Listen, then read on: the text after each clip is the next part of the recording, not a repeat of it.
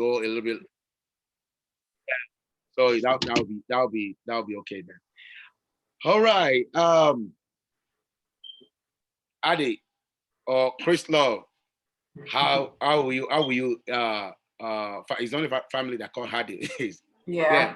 Yeah. So how will you introduce yourself to the world and to people that are watching at this moment? Okay, well, I'm Crislove or Igeleke.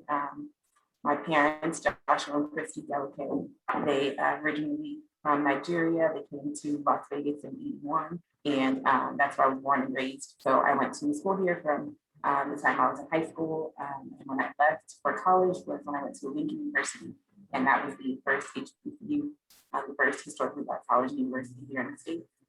A notable alumni that actually went there was the first president of Nigeria, so Azikiwe, as well as the first president of Ghana and the first African-American Supreme Court Justice, Thurgood Marshall. So I went there, I studied political science. After that, I went to Capitol Hill for a short period, and I worked with the former Senate Majority Leader, Senator Reid. And then I came back to Las Vegas, and that's when I went to law school, and I've been practicing law since 2015. When I graduated, I started working with Nevada Legal Services, and then I moved on to a civil firm, which is a private practice, and now I'm at the city attorney's office for the city of Las Vegas. Oh, we kind of lost her voice. I can hear. By phone. You want me to join by audio? Is that what's better? Yeah, we kind of lost your voice somehow, so I don't know why. But yes, I don't know if you can still hear me. Mm-hmm. Yes. So you were talking about how your parent got here and your school, your education background, where you the high school and the law school you went to. All right. Mm-hmm. And after that, I think we lost you after that, shortly after that. Okay. So are you able to hear me now? Yes. Okay, I'm going to enter the meeting ID from the phone. Maybe that'll be a better connection. Sorry about that.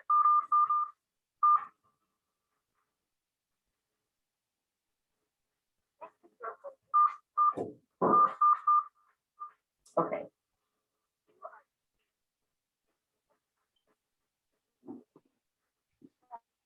All right, is the audio better now? Oh, absolutely. That's good now. Okay, awesome. So yeah, I was saying after I finished high school here in Las Vegas, I left to college at Lincoln University. And there I was saying there were some other alumni that went there were the first president of Nigeria, who was Azikiwe, as well as the first president of Ghana and the first Black or African-American Supreme Court Justice, Thurgood Marshall, which several people know here. But I went to Lincoln after finishing school there. I went to Capitol Hill in Washington, D.C., and I worked with Senator Reid for a small period of time. He was then the former majority leader. And then I came back to Las Vegas, and I've been here since. I went to the William S. Boyd School of Law. And after finishing law school in 2015, I started working for Nevada Legal Services. So that's a nonprofit here, working with nonprofits and small business owners to get started, doing different contract work and doing a lot of their community outreach type of things. After that, I went into private practice, and that was my prior firm where I was for 3.5 years doing civil litigation. And just recently, the past 2 months, I've now joined the city of Las Vegas. They're the city attorney's office, and that's where I'm currently at. Wow. You have a lot of experience that which I really cherish, and I believe that will definitely help other people around the world.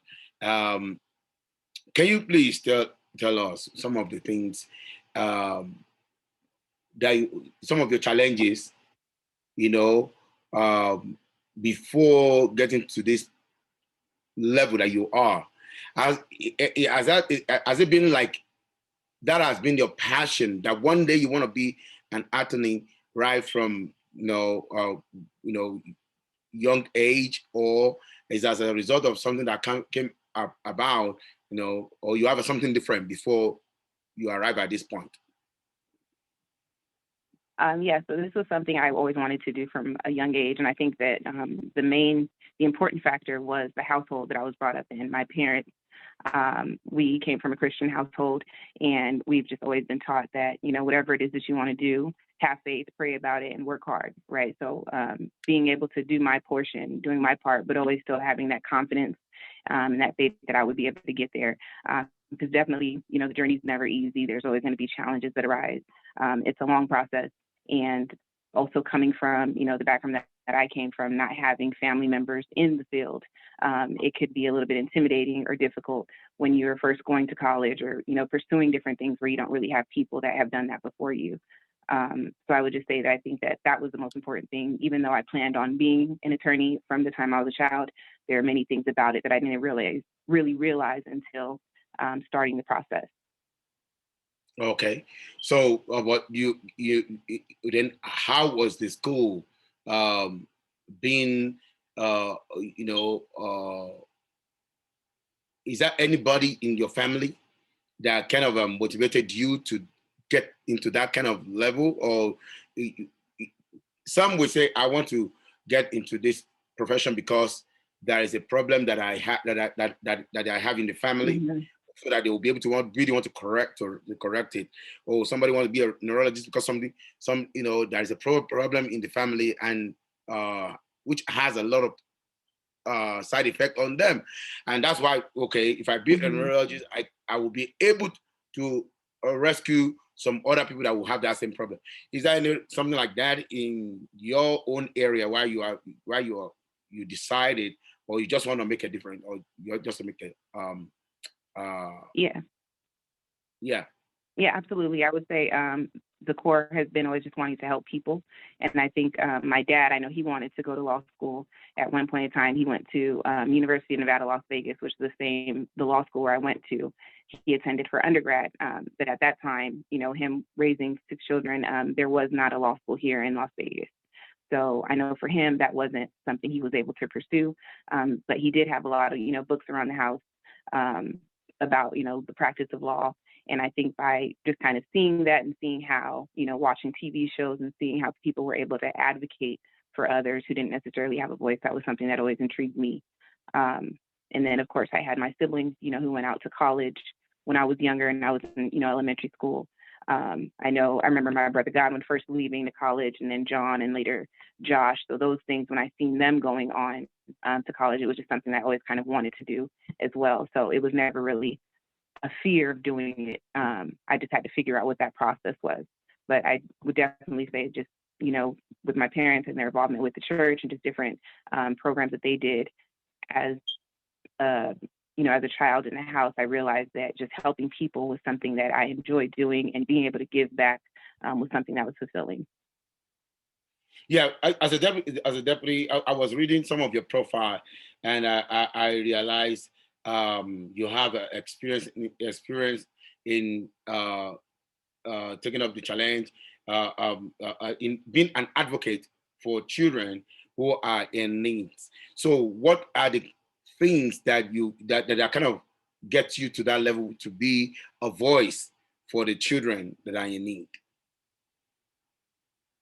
So I would say, just the community that I come from, Las Vegas, there's definitely, even though it's, a bright city, a lot of lights, a lot of things that people come here for in regards to entertainment, there's also, issues with the education system and with children and with the foster care system. So I was always kind of aware of that. And during my time in college, I did some tutoring and mentorship programs.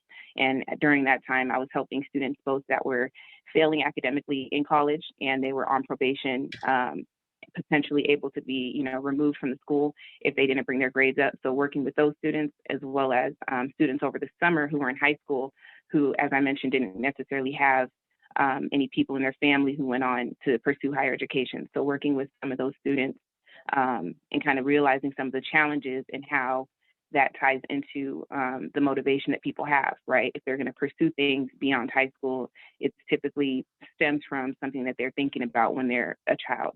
And for so many children, realizing that there were these barriers. I enjoyed working with youth from that experience. So when I came back to Las Vegas, I actually taught for 2 years before going to law school. And it was in that experience as well, teaching, when I realized, a lot of these kids were in the classrooms. You would see people sleeping, but not necessarily because they don't care to be there, but because they're also working, right? Or they're helping their family raise children, or some of them are homeless. So that's kind of when I got a little bit intrigued into working with youth, especially youth in the foster care system. So during my time in law school, they had a program which was known as educational surrogate parent. And through that, I was able to be assigned essentially parental rights in regards to education for students that were in foster care systems. And so what this allowed me to do was go into the schools Mm. for students who had intellectual We disabilities. lost your voice again. Can you hear me now? Yeah. Okay. So I was able to help these students that were in foster care go into the schools to help them get the resources that they needed, the tools that they needed if they were suffering with any type of intellectual disabilities or any other impairments that they may have had. And because parents are typically the ones that go and make these requests in schools, when you have certain foster children who are living in a household of various foster children, you don't have a parent that's going to go out and advocate on their behalf. So that kind of just helped me get in and help these students propel, into that next stage. As I mentioned, if you don't have anyone that's there kind of holding you accountable, making sure that you're doing your homework, making sure that you're signing up for programs, then they don't typically care, right? So I think by having these programs in place and being able to assist those students that were in those systems, providing some sort of stability was helpful in getting them to actually want to go on to college or want to do something more than just graduate or just try to get their degrees or their diplomas in high school. So when you look at it, children with behavioral problem, there are some times when you have we have children with that kind of behavioral problem. Maybe they're being bullied in school, so that makes them to get get into trouble. So from there, there are some that their career, they couldn't fit into uh, uh, good work anymore because of bad record that they have. So what kind of Right. assistance is out there for children with behavior problem, where Mm-hmm. they've been to juvenile, and or some corrected, committed crime that is kind of a felony, that now they can't fit into the society to actually get a better life. So is there Mm-hmm. anything that can be seen as a second chance for those ones? Yes, absolutely.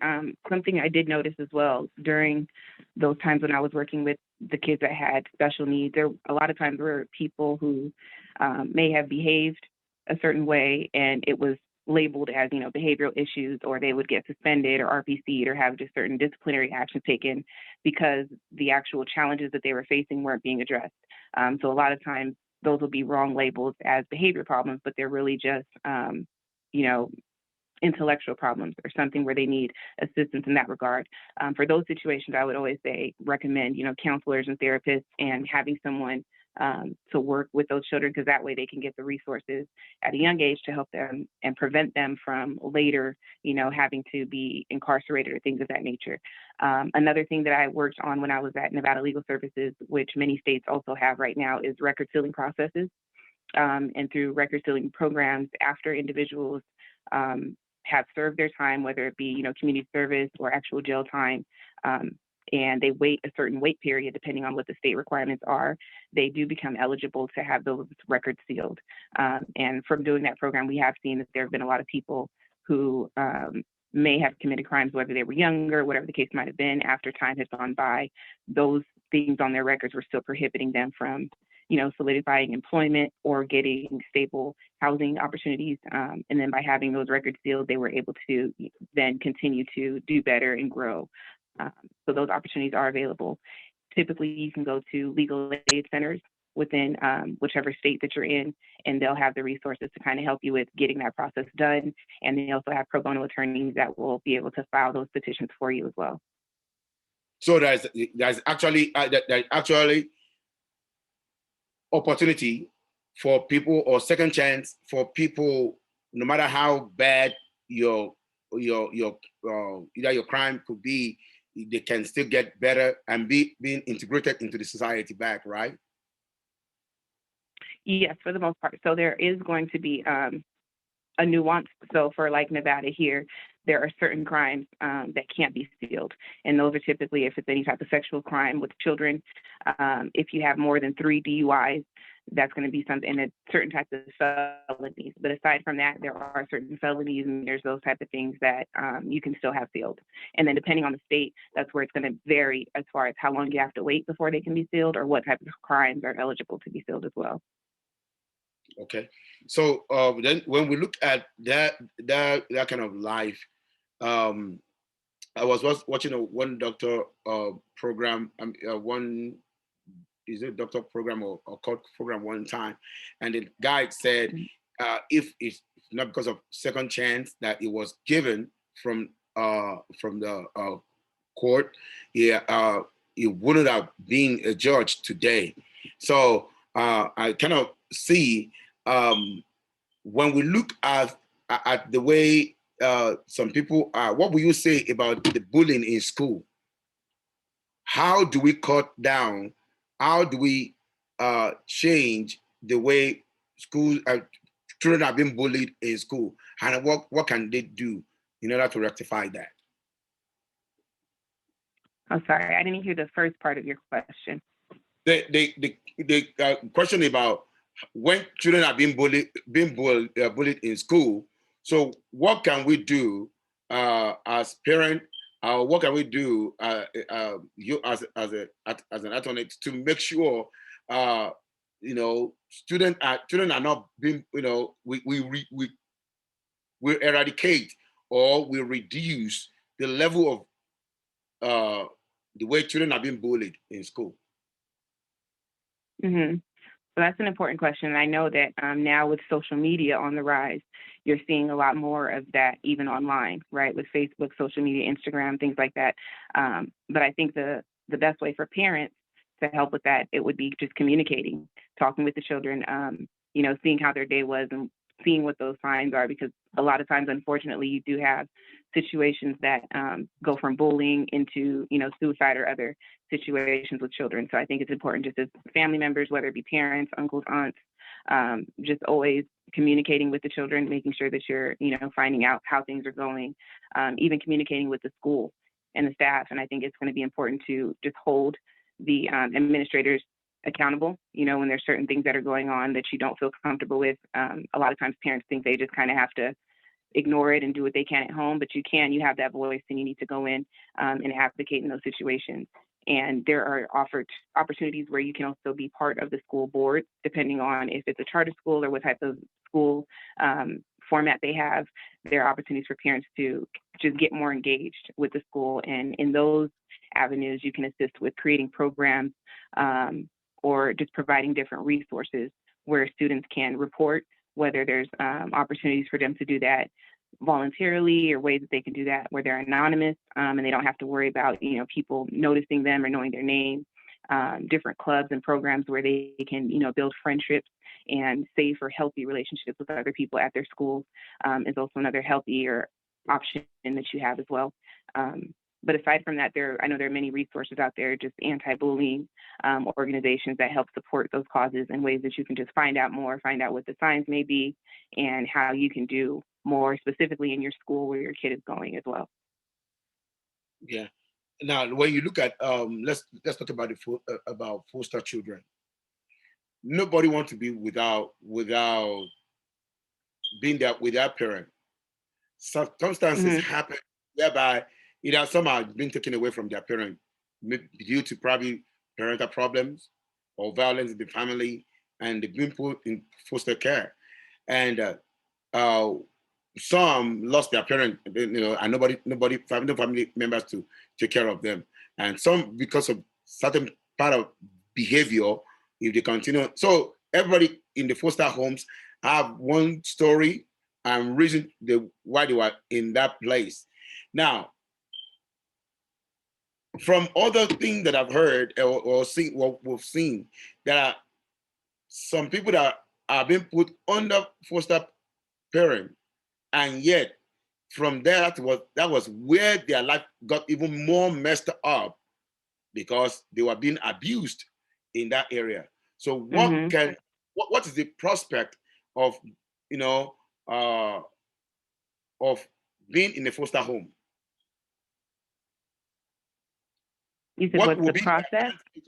What is the prospect, as in what's the advantage of being in a foster home? You know, is that safe, or is it actually helping other people from being abused too as well? Right. And that's really just going to depend from home to home, right? Sometimes you have success stories where you have children that may have left a bad situation to come into a foster home where you have great parents or a great family that's going to actually support those children and help them succeed. Other times you do see situations where the abuse continues, or you have people that are just looking to get a check and not really caring about helping raise these children or helping them be aspirational as they grow. So there really is no bright line, I would say. It kind of just depends on which household you're placed in. But for those children who may be in a situation where they're in a foster home where it's not safe, they do have caseworkers that they work with that are appointed through the counties or wherever the foster care is located, and they communicate with those caseworkers periodically. In addition to those caseworkers, they also have the school staff, and as educators, there's a requirement and a duty to report if there's anything that you know of that's going on with the student, whether it's foster or non-foster students. So those are just different outlets where students should go and be encouraged to go and seek advice and seek counseling and let them know what the situation is, and hopefully they can be removed from those homes where there is any situation like that occurring. Yeah. What would you say? It's okay for foster children that have siblings to be separated on that foster homes. Somebody want to uh, we want to put a foster child family, but in a place whereby they have other siblings, other family members with them, and some people will say, "Oh, I only want one. I don't want all of them." Is it advisable to separate them, to separate those children from their Mm-hmm. family? Will it be okay for them to separate them? I think it's probably best for the kids to stay together, but I know that regarding the resources and what homes are available, usually there's not always going to be a home that can accommodate all the kids. So you see that a lot of times where, one sibling ends up at one house, another is in another house. The best scenario most times is for all of the, siblings to be able to stay together and grow together. And I know that can, be more damaging when you do have that separation, in addition to already being separated, from parents or whatever the case might be. Okay. So with that, uh, then the another question is just that what is the difference between the foster homes and halfway home? You know, like somebody who Hmm. when or somebody we have a halfway home for certain people, and or foster home for certain people. So what's the difference? Hmm. So foster is when you're talking about children, minors, and that's where they would go when whatever happens to their parents, whether it be parents are deceased, whether it be parents are incarcerated, unable to properly care for the children. When you're talking about halfway homes, those are typically programs in place for people who have either been incarcerated or been, on drugs or alcohol, and this is a step for them to come back into normal society, and it helps them just get rehabilitated. And they oftentimes will have programs um, and different things that they can use to be able to leave that program and then be able to essentially live life back on their own. So usually when you're talking about halfway homes, you're talking about adults, and foster is typically children. Okay. Okay.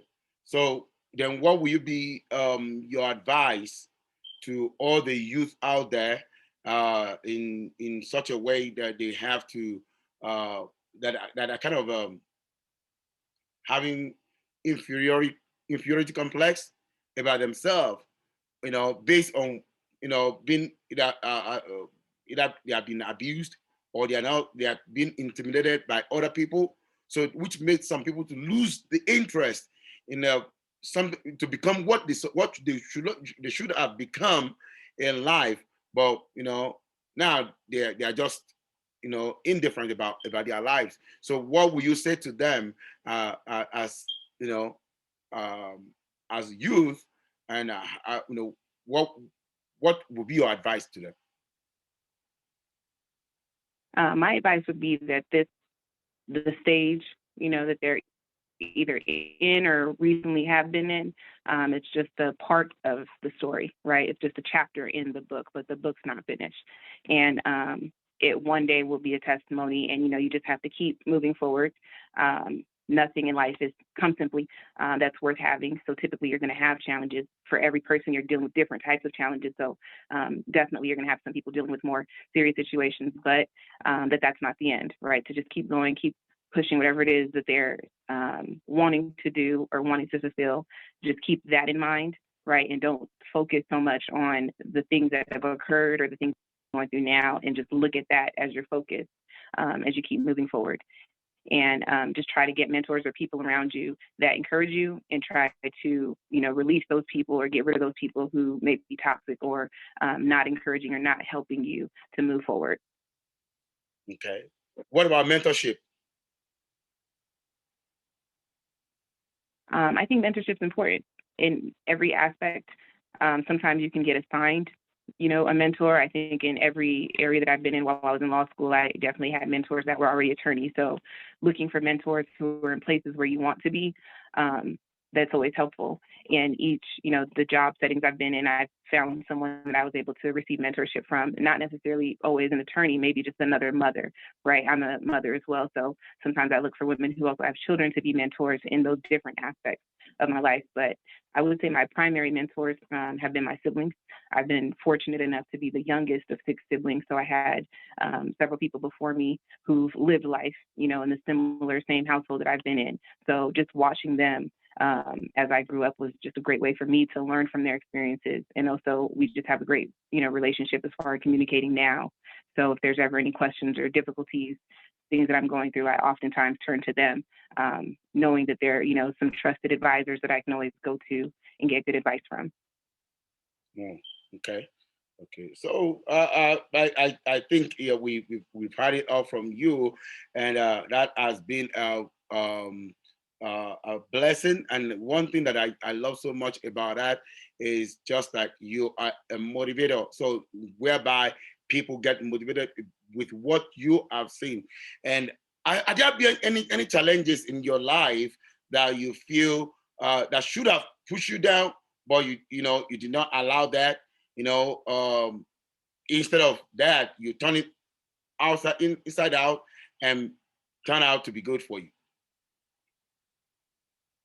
Yes, I would say that's almost constant, right? I think always from beginning to end, I think there have been, whether it be friends or teachers at different individuals in different stages in my life, who would say things some people don't even realize that they're saying something that could be hurtful or could be um, just received the way it is. But I think taking those statements and those comments from me, those were always things that kind of pushed me forward, right? Because I wanted to be able to show those people that said otherwise that I can be better than that, right? What they expected. Um, and yeah, I think also just not taking it too seriously.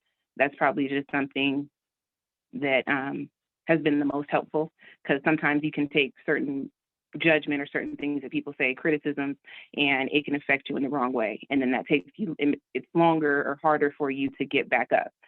But for me, I would kind of just take those things, and I knew not to internalize them. And I knew what I believed and at my core who I was. So those things I would say were helpful in a way. Thank you so much. And I believe every youth, every young child that's out there, even older ones that are out there, they know that, I mean, there is help out there for them, and there is a way out in every situation you find yourself. You know, um, as the way you are working, you know, I believe, you said something about you just have to let God lead you to as well. So I believe whatever you are doing in life, to everyone that are young, that are old out there, never give up on yourself so that you can achieve what you are called to do. Now, let me ask you this: Absolutely. how do you feel the day you the day you are appointed as the deputy city attorney? If I'm a guess, maybe probably in the history, maybe you might be the youngest to first of all to get that position, right?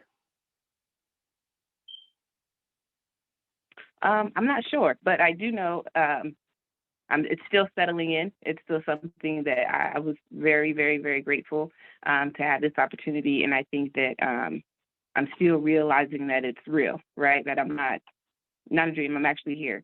It's something that I've always wanted to do as far as working with the government, and then just Oh, being we from the lost you city. again. I We need feel to like hear that it's part.